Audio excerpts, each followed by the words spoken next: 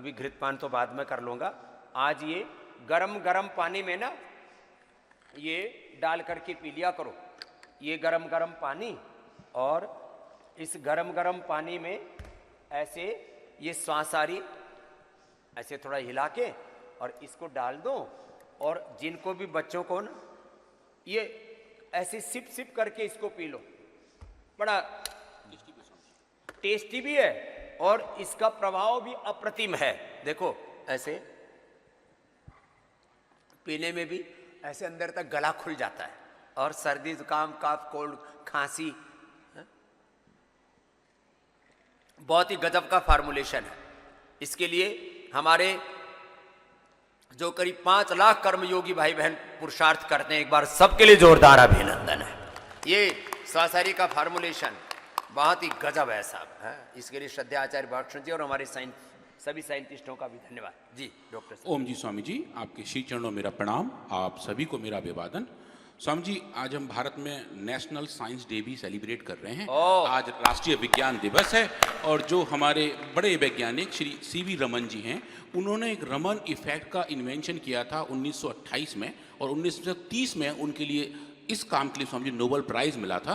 तो उनके सम्मान में पूरे साइंटिस्ट स्वामी जी आज पूरे इंडिया में, पूरे भारत में एक साइंस डे को सेलिब्रेट करते हैं। और हमें साइंटिफिक अप्रोच रखनी चाहिए। हमारा संविधान भी कहता है साइंटिफिक टेम्परामेंट हमें अपना खोना नहीं चाहिए, हर बात में हमारा वैज्ञानिक दृष्टिकोण रहना चाहिए।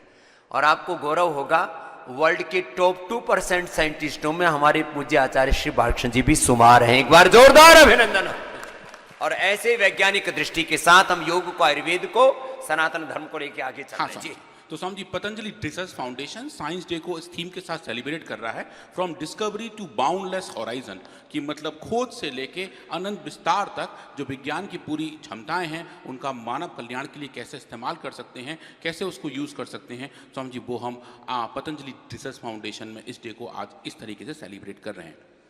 पर पिछले कई बार से हम बात कर रहे थे अस्थमा के बारे में, लंग फंक्शन के बारे में, और कैसे हम अस्थमा के लिए जो हर्बल मेडिसिन हैं उन पे काम कर सकते हैं। और जैसे अभी कुछ स्वामी जी ने बताया कि जो ब्रोंकोम है, स्वसारी गोल्ड है, स्वसारी प्रभाई है, जो अभी स्वामी जी ने पी के भी दिखाया, और जो स्वसारी अबले है, स्वसारी क्वाथ है, ये पूरी जो एक फैमिली है स्वसारी की, उनका हम कैसे इस्तेमाल कर सकते हैं अस्थमा में, अलग अलग लंग की डिजीज़ में, सीओपीडी में, फाइब्रोसिस में, और कैसे ट्रीटमेंट बेनिफिट ले सकते हैं। आज हम उसके बारे में थोड़ा सा देखेंगे, और आज हम ब्रोंकोम के बारे में देखेंगे, और एक बहुत स्पेसिफिक टाइप ऑफ अस्थमा के बारे में देखेंगे। तो जो अस्थमा हो जाता है, जो जिसका एक प्राइमरी कारण ये है कि जो हमारी लंग्स हैं, जो हमारे लंग फंक्शंस हैं, वो ख़राब होने शुरू हो जाते हैं। और जो हम स्क्रीन पर देख रहे हैं छोटा सा स्कीमेटिक, जहाँ जो लंग्स को अगर हम गौर से देखें, जो हमारे सीने में 2 बड़े बड़े वेंटिलेटर्स हैं जो हवा को हमारे शरीर के अंदर लेके आते हैं और गंदी हवा को बाहर निकालते हैं। तो ये जो लंग्स के अंदर की जो ट्यूब्स हैं, जो एयरवेज हैं, अगर उनका डायमीटर कम हो जाए, उनका व्यास कम हो जाए, तो अंदर हवा जाने में दिक्कत आती है। और ये जो आप कार्टून देख रहे हैं, ये बता रहा है कि अगर ये इसका डायमीटर कम हो रहा है तो वो सूजन की वजह से बढ़ता जा रहा है, और वो हवा को अंदर जाने से रोक रहा है, और जो दम घुटने वाली फीलिंग होती है, सांस नहीं आने वाली फीलिंग होती है, वो अस्थमा में इसी वजह से आती है। तो एक ये बहुत कॉम्प्लेक्स डिजीज़ है, एक कॉम्प्लेक्स श्वसन की बीमारी है, जिसमें वायु मार्ग के अंदर इन्फ्लेमेशन आ जाते हैं, और जो ब्रोंकस है, जो वायु मार्ग है, उसके अंदर कंस्ट्रक्शंस आ जाते हैं, मतलब उसे ब्रोंको कंस्ट्रक्टर बोलते हैं, जिसकी वजह से सांस लेने में दिक्कत आती है। पूरे दुनिया में लगभग 300 मिलियन लोगों को ये बीमारी है, और इसकी जो कॉमन थेरेपी है, जो लोग बहुत कॉमन यूज़ करना शुरू कर देते हैं, वो होते हैं इनहेल्ड कॉर्टिकोस्टेरॉइड। मतलब जो इनहेलर्स हैं, जो पफ्स हैं, जो फुसफुस हैं, लोग उनका पूरी ज़िंदगी भर यूज़ करते रहते हैं, और उसकी वजह से जो सिकुड़े हुए वायु मार्ग हैं वो थोड़े से फैल जाते हैं, ब्रोंको डायलेशन हो जाता है, तो तुरंत तौर पे कुछ तो राहत मिल जाती है। पर लॉन्ग टर्म में वो भी दवाइयाँ काम करनी बंद कर देती हैं। आप स्टेरॉइड की डोज बढ़ाते जाते हो, और कुछ महीनों के बाद, कुछ साल के बाद, कुछ दशकों के बाद वो दवाइयाँ काम करनी बंद हो जाती हैं। और लगभग 10% ऐसे रोगी हैं जो कॉर्टिकोस्टेरॉइड के ट्रीटमेंट को रेस्पॉन्ड करना बंद कर देते हैं। उसको हम कहते हैं कॉर्टिकोस्टेरॉइड रिफ्रैक्टिवनेस, मतलब वहाँ जाके वो दवाई काम नहीं करती है। तो हमने ऐसा ही कुछ किया कि क्यों ना हम कुछ ऐसे मॉडल्स पे काम करें जहाँ स्टेरॉइड काम नहीं कर रहे हैं, कि हम वहाँ पे एलोपैथिक दवा के विकल्प के तौर पे, उसके बेटर कंपोनेंट के तौर पे क्या हम आयुर्वेदिक दवाइयों को देख सकते हैं। तो आज हम वही देखेंगे कि जहाँ कोई और दवा काम नहीं करती है वहाँ ब्रोंकोम काम करती है, और ब्रोंकोम के ऊपर हमने बहुत सारे रिसर्च किए थे। पिछली बार हमने देखा था कि अगर हम हाउस डस्ट माइट, जो हमारे घर के हल्की सी बारीक से धूल के अंदर छोटे छोटे कीड़े होते हैं जो आंखों से नहीं दिखाई देते, उनको उनके एक्सट्रैक्ट से अगर हम अस्थमा इंड्यूस करें तो कैसे चेंजेस आते हैं और कैसे ब्रोंकोम उसको रिवर्स करता है। आज हम उसी का अगला वर्जन देखेंगे। और जो अस्थमा के अलग अलग टाइप्स हैं, चाहे वो इस्नोफिलिक अस्थमा हो, चाहे वो नॉन इस्नोफिलिक अस्थमा हो, या फिर न्यूट्रोफिलिक अस्थमा हो, या मिक्स ग्रेनुलोसाइट अस्थमा हो, उनके कौन कौन से हिस्से हैं जहाँ पे ये दवा अच्छे से काम करती है। तो जो सबसे कॉम्प्लेक्स अस्थमा है, इसको ठीक करना बहुत चैलेंजिंग माना जाता है, जहाँ पर स्टेरॉइड काम नहीं करते, वो मिक्स ग्रेनुलोसाइटिक अस्थमा है। आज हम उसी के बारे में बात करेंगे और समझेंगे कि अगर हम अलग अलग एलर्जन को साथ साथ दें तो क्या हम एनिमल मॉडल्स के अंदर इस अस्थमा को इंड्यूस कर सकते हैं, और अगर कर सकते हैं तो क्या ब्रोंकोम से एक ट्रीटमेंट बेनिफिट के बारे में बात कर सकते हैं। तो अगर हम बात करें हाउस डस्ट माइट की, हमने बहन जी पिछली बार बात किया था हाउस डस्ट माइट के बारे में कि जो छोटे माइक्रोस्कोपिक इंसेक्ट्स हैं, कीड़े हैं, माइट्स हैं, जो आंखों से नहीं दिखाई देते हैं, वो हमारे घर में लगभग सब जगह होते हैं, चाहे वो कारपेट हो, पर्दा हो, सोफे हो, इसलिए उनको वैक्यूम करना बहुत ज़रूरी होता है। और ये छोटे छोटे जो डस्ट पार्टिकल्स के तौर पर रहते हैं और जो हम सांस लेते हैं वो हमारे शरीर के अंदर चले जाते हैं, इसलिए इनको हम एनवायरमेंटल इनहेलेंट कहते हैं। ये एलर्जेंस हैं, हमारे शरीर के अंदर जाके एलर्जी पैदा करते हैं, और वो जो एलर्जी है वो अस्थमा के तौर पर दिखाई देने लगती है। तो ये बहुत कॉमन अस्थमा का एक एलर्जन है। और जो दूसरा एलर्जन है वो आता है फंगस के पाउडर से, फंगस के स्पोर से, बैक्टीरिया के स्पोर से, उसको हम CFA कहते हैं, कंप्लीट फ्रेंट एडजुवेंट। उनको अगर आप देखें तो वो भी एक अलग टाइप का अस्थमा पैदा कर सकते हैं। तो हमने जो स्पेसिफिक एक्सपेरिमेंट किए, हमने इन दोनों को मिलाया। हमने एनिमल्स के अंदर ये दोनों एलर्जेंस इंड्यूस किए, मतलब जो भी पराकाष्ठा हो सकती थी अस्थमा की, जो सबसे कॉम्प्लेक्स अस्थमा है, उसको हमने इंड्यूस करने का प्रयास किया और देखा कि अगर हम दोनों को एक साथ देते हैं तो क्या ऐसी फिजियोलॉजी बन जाती है, ऐसे फिनोटाइप बन जाते हैं जो ह्यूमन केस में अस्थमेटिक पेशेंट जैसे बन जाते हैं। चाहे वो लंग्स के अंदर के जो डायमीटर है उनका कम होना हो, उनके अंदर इन्फ्लेमेशन हो, सूजन हो, या फिर म्यूकस का ज़्यादा सिक्रीशन हो, या साइटोकाइंस के जो अलग अलग तूफान आते हैं चाहे वो हो, और चाहे वो जीन एक्सप्रेशन तक की फाइंडिंग हो, उन सब पर क्या इसका ऐसा कोई इम्पैक्ट आता है। तो उसके लिए हमने काम किया, और जैसे मैंने कहा कि हमने इसमें ब्रोंकोम को टेस्ट किया, जो हमारी एक बहुत अच्छी औषधि है और लंग फंक्शन के लिए बहुत बिल्कुल अमृत की तरह काम करती है। जिन लोगों को खांसी, जुकाम, बुखार, हल्के भी, थोड़ी भी दिक्कत से लेके चाहे बड़ी भी दिक्कत हो, उसमें बहुत अच्छी तरीके से काम करती है। तो हमने एनिमल मॉडल्स डेवलप किए और सबसे पहले चूहों पे काम किया, जिसको हम C57 माइस कहते हैं, जिनके अंदर एलर्जेंस का रिस्पॉन्स अलग तरीके से आता है। उनके अंदर हमने अलग तरीके से इंडक्शंस दिए। एक तो हमने दिया इनको CDM मतलब हाउस डस्ट माइट, और थोड़ा सा दिया हमने इनको CFA, जो दूसरा एलर्जन है जो माइक्रो टॉक्सिन के तौर पर आता है। और इन सबको देने के बाद हमने इनकी लंग फंक्शंस नापे, और उसके साथ साथ ये भी देखा कि कितना हाइपर रेस्पॉन्सिवनेस इनके अंदर आ रहा है, और जब हम इनको ट्रीट करते हैं ब्रोंकोम के साथ तब कैसा रेस्पॉन्स है, और कभी हम इनको ट्रीट कर रहे हैं डेक्सामेथासोन के साथ जो एक बड़ा स्टेरॉइड है, उसका कैसा रेस्पॉन्स है। इसमें बहन जी हमने काम बड़ा अच्छा किया। हमने जानबूझ के स्टेरॉइड की ज़्यादा मात्रा दी।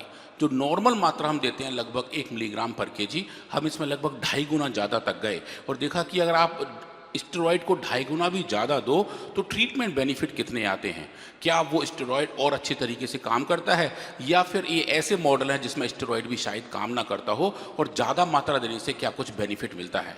तो इसमें जो एक्सपेरिमेंटल फाइंडिंग थे वो बहन जी बहुत ही ज़बरदस्त आए थे। हमने पाया जहाँ पर स्टेरॉइड भी काम नहीं कर रहे थे, स्टेरॉइड की 2.5 गुना मात्रा भी काम नहीं कर रही थी, वहाँ पर ब्रोंकोम काम करता है। और ब्रोंकोम की हमें ऐसी एफिकेसी दिखाई देती है जो ये बताती है कि ऐसे क्लिनिकल कंडीशंस में, ऐसे प्री क्लिनिकल कंडीशंस में जहाँ पे हम बहुत कॉम्प्लेक्स अस्थमा को देख रहे हैं, हम उसको ब्रोंकोम के ट्रीटमेंट से रेगुलेट कर सकते हैं, कंट्रोल कर सकते हैं, रिवर्स कर सकते हैं, और होने से भी रोक सकते हैं।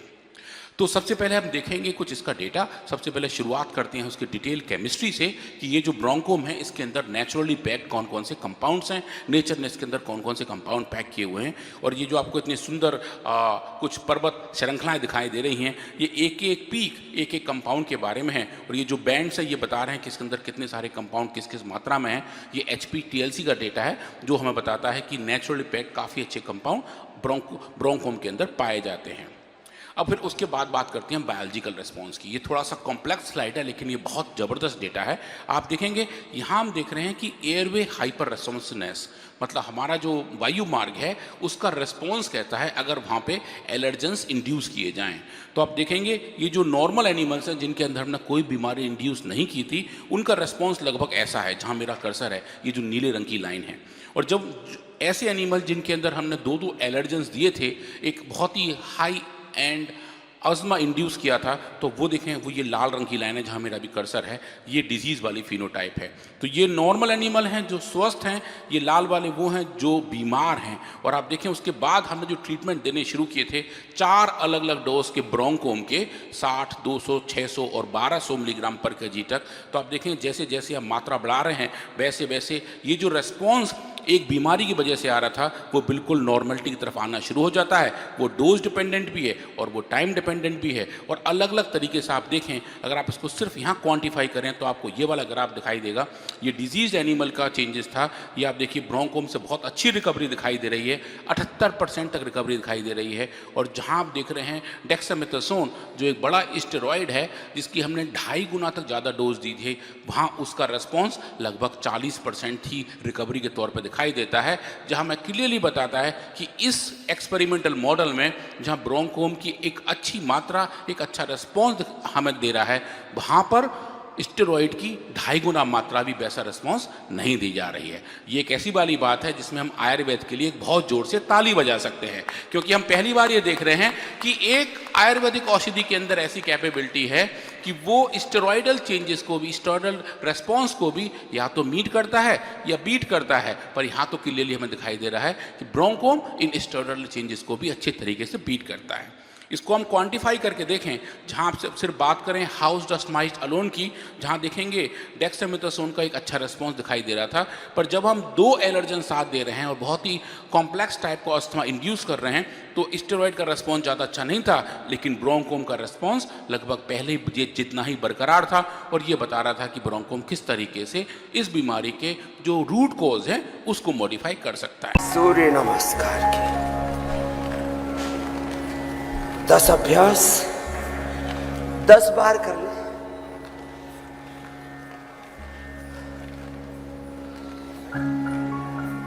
सूर्य नमस्कार के 10 आवृत्तियां। जो ऐसे न कर पाए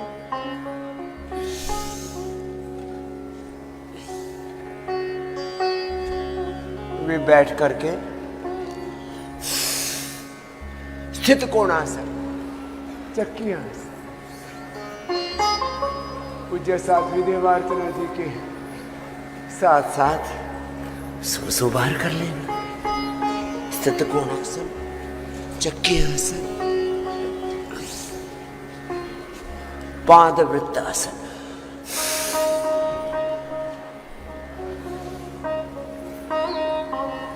यौगिक जोगिंग के कम से कम 2 अभ्यास, सूर्य नमस्कार के 10 अभ्यास,